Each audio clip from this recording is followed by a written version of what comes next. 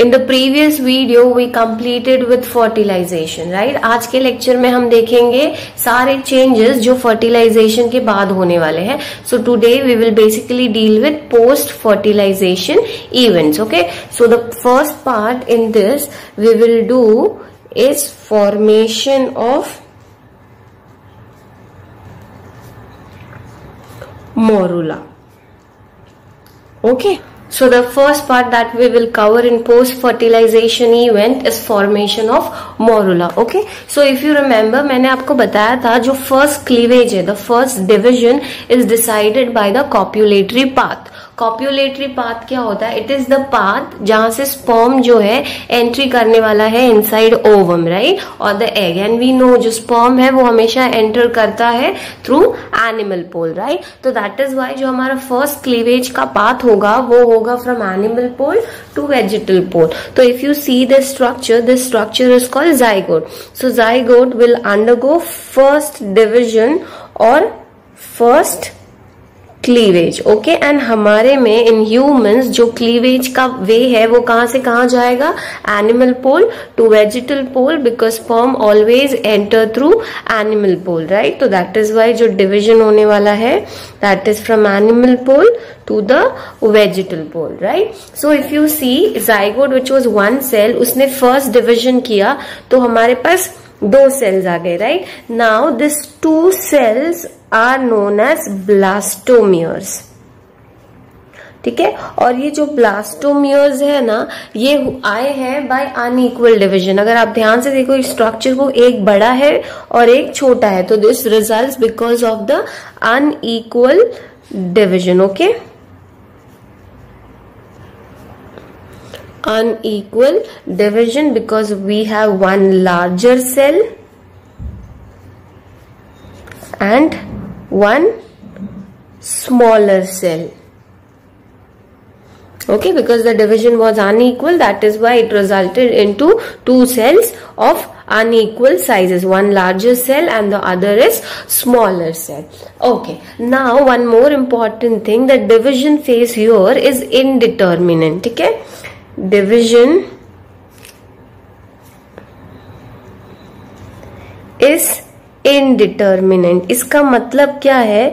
यहाँ पे जितने भी सेल्स डिवाइड हो रहे हैं ना, उन्होंने डिसाइड नहीं किया है कि कौन सा सेल्स क्या बनने वाला है। बिकॉज इफ यू रिमेम्बर, हमारा जो बेसिक यूनिट ऑफ लाइफ है इट इज सेल ना। हमारे बॉडी में जितने भी कॉम्प्लेक्स ऑर्गन्स बने हैं वो सेल के ही बने हैं।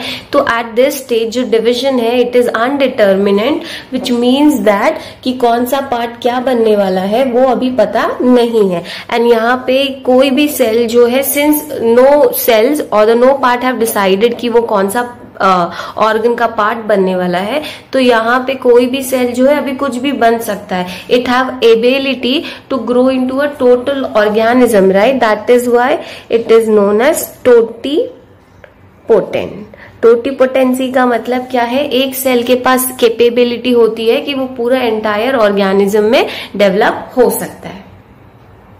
And this is a characteristic feature of deuterostome. Okay, so this is a characteristic feature of deuterostomes. Okay, और deuterostomes में कौन कौन इंक्लूड होने वाले हैं? chordates and echinoderms. Okay, and next important thing is division here is holoblastic. Okay, division is holoblastic. इसका मतलब क्या है? complete cytoplasm has participated in the division. If you remember, जो humans है उनमें yolk है जो वो काफी ज्यादा reduced है. Okay, we don't need yolk as a nutrition during embryonic development because we already have a connection with the maternal things via placenta and the umbilical cord things, right? तो हमें yolk की इतनी जरूरत नहीं है and our egg is microlecithal. तो जो megalecithal वाले egg होते हैं ना, जिनमें यॉक का कंटेंट ज्यादा होता है, तो in case of megalecithal egg only the upper part of the cytoplasm participates in the division, okay. But हमारे में कंप्लीट साइटोप्लाज्म ने पार्टिसिपेट किया, that is why our division is holoblastic kind of division, okay. तो अब इसके बाद this was the first cleavage. So first cleavage के बाद अब है हमारा second cleavage, okay. And second cleavage is right angle to the first cleavage, ठीक है। तो हमारा फर्स्ट क्लीवेज हुआ था animal pole to vegetal poles के थ्रू। अब हमारा जो सेकेंड क्लीवेज है वो होगा right angle to the previous cleavage pattern, okay. See अभी यहाँ पे क्या होगा, we have two blastomeres, two cells, right. तो दोनों साइमल्टेनियसली नहीं करेंगे, पहले जो बड़ा वाला है the bigger blastomere will divide and will form two cells, उसके बाद छोटा वाला डिवाइड करेगा। तो if you see the bigger cell has divided and has formed two cells, right. फिर उसके बाद थर्ड क्लीवेज में अभी ये छोटा वाला सेल भी डिवाइड करेगा and it will form four cells, right. तो finally first cleavage, second cleavage, third cleavage and so on, and then finally जो हमारा जाइगोट है it will reach up to a 16 cell stage, okay. And now this 16 cell stage is known as morula. It could be 16 cell stage or 32 cell stage, okay. So this stage is now known as morula. And one more important thing you need to remember, see अभी यहाँ से लेके यहाँ तक जो division हो रहा है ना, यहाँ पे साइज इज सेम, मोरुला का size is exactly same to the size of zygote. क्या होगा देखो, सेल्स है ना डिवाइड रीडिवाइड करते रहेंगे, तो जो सेल्स का नंबर है वो बढ़ता रहेगा, बट सेल्स को है ना ग्रो होने के लिए बिल्कुल टाइम नहीं मिलता है। तो sales continuously divide, redivide and they do not get enough time to grow. That is why during division cells का size जो है छोटा होते जाता है, but जो overall size है that remains the same. For example, let's say आपने एप्पल लिया है, ठीक है। अगर मैं एप्पल को 16 पीसेस में काट देती हूँ, फिर वो सारे पीसेस को मैं ज्वाइन कर दूं तो it would be the same size, right? So that is what happening over here, okay. So after this 16 cell stage formation, that is morula formation, अभी cells जो है यहाँ पे it will undergo compaction और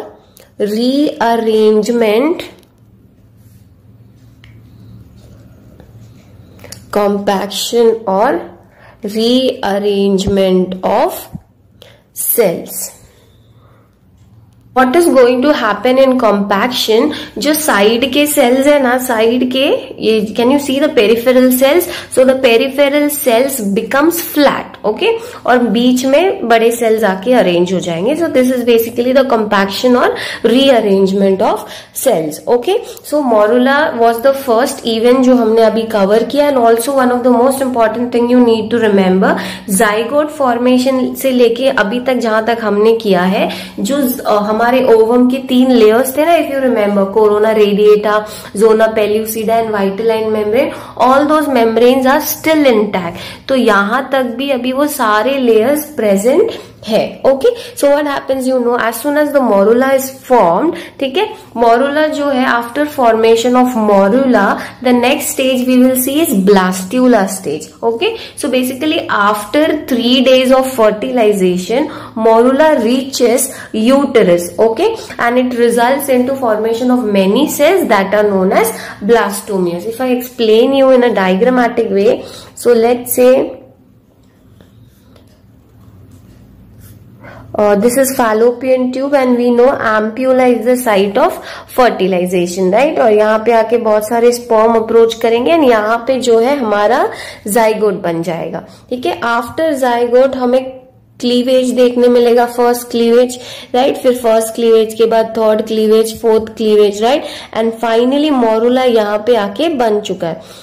And we have endometrial lining that is highly folded, and morula reaches uterus after 3rd day of fertilization, okay. So the next step that we will do is blastula formation or blastulation. Please remember this is very important throughout the division. अभी भी तीनों layers जो है ovum में जैसे थे वो अभी भी intact है. I'll tell you when this layer will disappear, right, but right now it is still intact. So next part में we will now see blastulation.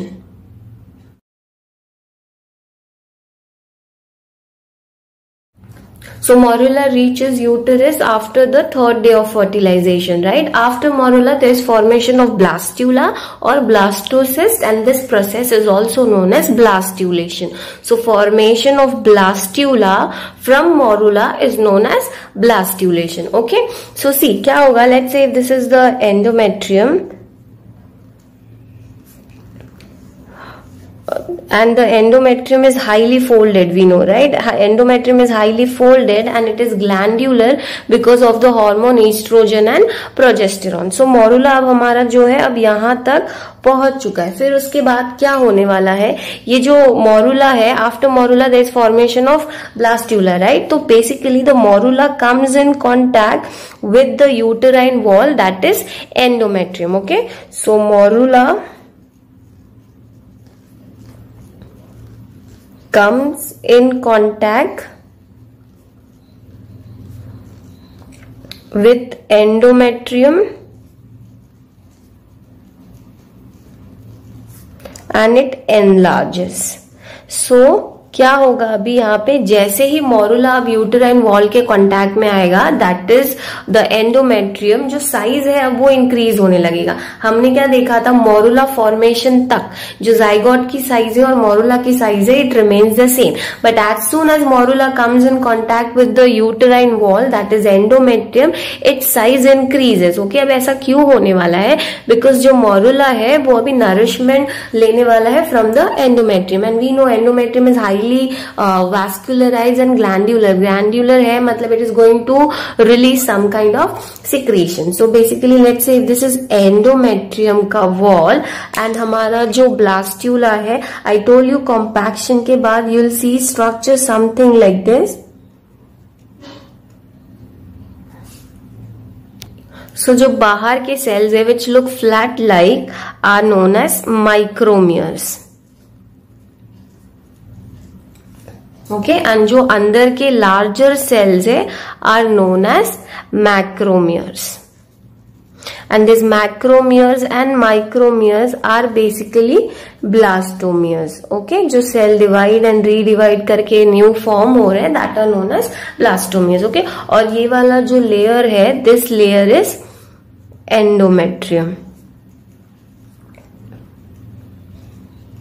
Okay, here in this diagram if you see the cells, okay, the cells which is near to the uterine wall will now become flat like. Okay, कौन सा cells है ये? The micromere cells near to the endometrium will now become flat. Okay, so if we draw the structure, we are going to see some structure like this. अभी cell का जो size है वो बढ़ने वाला है as soon as it comes in contact with the endometrial lining. Okay, so जो peripheral cells है और the micromeres will now become flat. Okay, and this flat structures are known as trophoblast. So this micromeres have become flat and this structure is known as trophoblast or trophoectoderm. Okay, so this trophoblast or trophoectoderm has no participation in formation of embryo. मतलब ये वो region नहीं है जो embryo formation में participate करने वाला है, but it will basically give rise to some extra embryonic membrane जो हम आगे डिटेल में करने वाले हैं. ओके, फिर उसके बाद क्या होगा? देखो, अभी हमने मोरुला तक देखा था कॉम्पैक्शन में, ये सेल्स पूरे अंदर भरे हुए हैं. तो जैसे ही ये सेल यूटेरस के कांटेक्ट में आता है ना, बेसिकली द एंडोमेट्रियम के कांटेक्ट में, तो क्या होता है? ये जो एंडोमेट्रियम है, endometrium is glandular, right? So endometrium now starts secreting some nutritive fluid. तो जो न्यूट्रिटिव फ्लूइड है वो एंडोमेट्रियम से अभी सेल के अंदर जाने वाला है, राइट? तो बेसिकली अब वो न्यूट्रिटिव फ्लूइड को रखने के लिए जगह चाहिए, तो इस सेल के अंदर है ना एक कैविटी डेवलप हो जाती है, and that cavity is known as blastocoel cavity, because we are doing blastula, right? Blastulation. और ये जो अंदर के जितने भी मैक्रोमियर्स है ना, वो macromeres will now start arranging at one of the side of this cell. Okay, so ये सारे मैक्रोमियर्स अब एक साइड में आके अरेंज हो जाएंगे and now this cluster of cells और the group of cells is known as embryonal knob. Okay, so this cell is now known as embryonal knob. Okay, embryonal knob is basically the region which is going to form the future embryo. Okay, this will form the future embryo. Alright, अभी उसके बाद the trophoblast cell, जो trophoblast का cell है which is in contact with the embryonal knob. तो basically this region if you see the trophoblast cells which is in contact with the embryonal knob have a special name and they are known as robust cells. ठीक है, ये robust cells क्या है? Cells of the trophoblast which is in contact with the embryonal knob is known as robust cell. Alright, अभी ये जो हमारा cell है we know it is in direct contact with the endometrial lining, और ये जो एंडोमेट्रियल लाइनिंग है it is highly glandular vascularize and it is going to provide the nutritive fluid. Right, so ये न्यूट्रिटिव फ्लूइड आने से पहले क्या होने वाला है, ये जो एंडोमेट्रियम की लाइनिंग है ना, this endometrial lining starts to get loosen up, वो काफी लूज और स्मूथ हो जाएगा. There is formation of edema. Okay, and this happens because ये जो ट्रोफोब्लास्ट का सेल है ना, this trophoblast cell starts secreting enzyme. ठीक है, ये एंजाइम्स रिलीज करने लग जाएगा जिसकी वजह से there is now possibility of the attachment of this cell with the endometrium. हमें पता है इम्प्लांटेशन होने वाला है. राइट, तो इम्प्लांटेशन के लिए ये एंडोमेट्रियम की लाइनिंग को लूज किया जाता है, तो काफी ज्यादा लूज हो जाता है जिसकी वजह से अब आगे जाके जो अटैचमेंट होगा वो पॉसिबल होगा which we will see in implantation का thing. Okay, so I told you previously endometrium will produce nutritive material because it is glandular. उसका function है secretion, right? So this nutritive tissue is absorbed by this structure that is blastula, right? So if the nutritive tissue is going inside, it should have a space, right, or a cavity, right? तो अंदर जो blastula है उसके अंदर एक cavity develop हो जाती है और the space is developed and that space is known as blastocele. Okay, blastocele is a cavity. It is filled with nutritive tissue from the endometrium and that is why it is also known as uterine milk. ठीक है, because उसके अंदर nutritive fluid भरा हुआ है ना, and because of this cavity or because of this space formed, अब ये जो size है ना सेल का, that size becomes bigger. Okay, so थोड़ी देर पहले मैंने आपको कहा था जो जाइगोट से लेके मोरुला तक का फॉर्मेशन हो रहा है, during that period all three layers are intact. Those are corona radiata, zona pellucida and vitelline membrane. ये तीनों layers intact होते हैं, right? But when morula reaches uterus or I could say जब morula uterus के towards आ रहा है, if you see ये morula fallopian tube से uterus के through आ रहा है, तो during this period corona radiata is lost. Okay, corona radiata कब डिसअपियर हो जाता है और कब डीजनरेट हो जाता है, जब मोरुला यूटरस में आ रहा है. Okay, and zona pellucida is still there. When morula reaches uterus it has zona pellucida.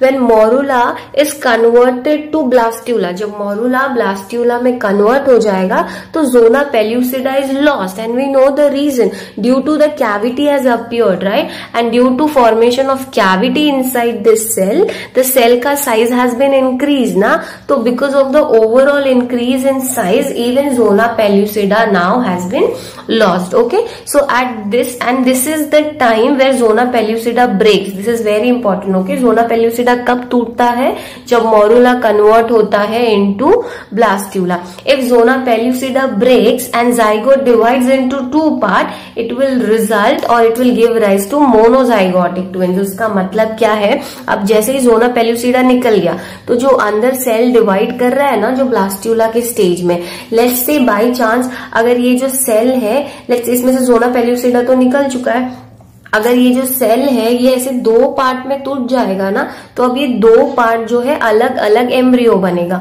और वो जो एम्ब्रियो, दो एम्ब्रियो बन रहा है वो एक ही जाइगोट से आया है ना, तो उससे होगा formation of monozygotic twins. Monozygotic twins के केस में जो ट्विंस है ना वो एकदम सेम दिखते हैं, एक दूसरे से एकदम एक जैसे ही दिखते हैं और उनका जो सेक्स होता है वो भी सेम होता है। तो ऐसे ट्विंस को हम क्या बोलेंगे? Monozygotic twins, because they have developed from the single zygote only during embryonic development. जो ब्लास्टुलर सेल स्टेज था उसमें अगर आपका जो सेल है दो पार्ट में डिवाइड हो गया तो it will now develop into two different embryo. You need to remember, okay. And zona pellucida को है ना यूटेरस तक आने तक इंटैक्ट रखना बहुत इंपॉर्टेंट है। ऐसा क्यों है पता है? सी लेट्स से अब ये फैलोपियन ट्यूब के अंदर सेल का डेवलपमेंट हो रहा है और फैलोपियन ट्यूब में ही ज़ोना पेल्यूसिडा जो है निकल गया, तो क्या होता है जो सेल है ना उसका इम्प्लांटेशन जो है फैलोपियन ट्यूब में ही हो जाता है, बिकॉज वो सेल्स काफी स्टिकी होते हैं, राइट। तो उनका इम्प्लांटेशन फैलोपियन ट्यूब में ही हो जाएगा और जो एम्ब्रियोनिक डेवलपमेंट होगा वो फैलोपियन ट्यूब में ही चालू हो जाएगा। मतलब जो बेबी अब ग्रो हो रहा है वो फैलोपियन ट्यूब में ग्रो होगा। एंड फैलोपियन ट्यूब की इतनी इलास्टिसिटी एंड स्ट्रेचेबिलिटी नहीं होती है जितने की यूटेरस की हो रही है। तो चांस है कि जब बेबी का डेवलपमेंट होगा तो फैलोपियन बर्स्ट हो सकता है, जिसकी वजह से मदर की डेथ भी हो सकती है। And this situation is known as ectopic pregnancy. तो ectopic pregnancy is a disorder where implantation occurs other than uterus, most commonly it is fallopian tube. That is why zona pellucida का intact रहना is very very important. Also ये जो trophoblast है ना, ये trophoblast का भी कोई पार्टिसिपेशन नहीं है एम्ब्रियो फॉर्मेशन में। ये ट्रोफोब्लास्ट के हेल्प से there is formation of chorionic villi. अब ये पूरे स्ट्रक्चर को यूट्रस के अंदर ऐसे जाना पड़ेगा ना, तो ऐसे फिंगर लाइक प्रोजेक्शन का फॉर्मेशन होता है। That finger like projection is known as chorionic villi and chorionic villi will help in implantation. So trophoblast is basically going to give rise to chorionic villi that will help in attachment with the uterine wall. That is basically implantation.